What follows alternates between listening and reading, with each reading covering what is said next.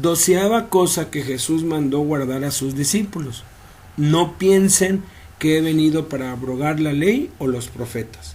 Mateo 5:17 dice: no piensen que he venido para abrogar la ley o los profetas. No he venido para abrogar, sino para cumplir. A partir del mandamiento número 11, Jesucristo nos empieza a ampliar el panorama.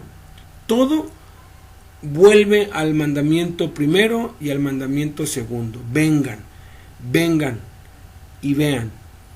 Venir y ver tiene que ver con ejercitar el estar en Cristo, leer la palabra, congregarnos, orar, testificar, ministrar. Los 5 propósitos de Dios para nuestra vida: comunión, adoración, discipulado, evangelismo, ministerio, que tiene que estar asociado a la visión, al ver conforme a la palabra de Dios, sujeto a la palabra de Dios. Entonces, el 11º mandamiento que nos da tiene que ver con el ministerio. Ahora, este 12º mandamiento tiene que ver con el evangelismo, porque si vamos a estar ayudando a los necesitados, vamos a encontrarnos gente que no conoce a Cristo y vamos a tener que llevarla a los pies de Cristo. Pero en este proceso siempre nos vamos a encontrar con gente que piensa diferente, con gente que cree otras cosas y que trata de discutir y poner en tela de juicio la palabra de Dios. Nos vamos a encontrar a siervos del diablo que pertenecen a sectas falsas, que tienen doctrinas diversas, erróneas, doctrinas de demonios, y nos van a querer contradecir y van a querer ponernos a pleito. Aquí es donde debemos tener mucho cuidado de no caer en esa trampa. La esencia de este mandamiento es: no piensen, no pensar, no quebrarnos la cabeza, no perder el tiempo meditando en algo que ya fue resuelto. Dice Jesús: yo no vine para abrogar la ley, yo vine para cumplir. Jesús no vino a quitar la ley, vino a cumplirla, a pagarla.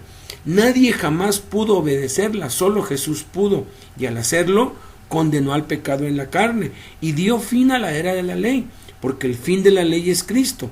Por eso Jesús nos manda que no nos quebremos la cabeza pensando en las discrepancias y aparentes contradicciones entre la ley y la gracia, pues en él todo ya se ha cumplido. Por ejemplo, en el Antiguo Testamento nos manda, nos prohíbe que no comamos carne de puerco.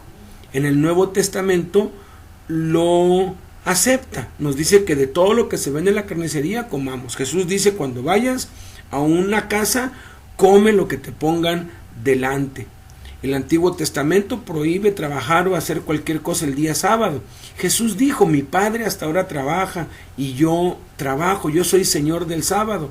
Y así podemos encontrar muchas aparentes diferencias o contradicciones, que en el Antiguo Testamento prohíbe una cosa que se permite en el Nuevo Testamento, o en el Antiguo Testamento permite una cosa que se prohíbe en el Nuevo Testamento. Por ejemplo, en el Antiguo Testamento era permitido tener 2, 3, 4 las mujeres que se pudieran mantener, siempre y cuando no fueran casadas.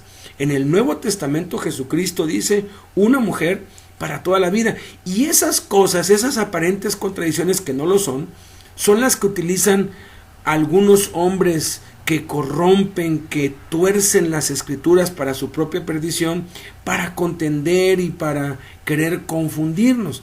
Y aquí es donde debemos tener mucho cuidado de no caer en esa trampa y de simplemente aceptar lo que Jesús dijo.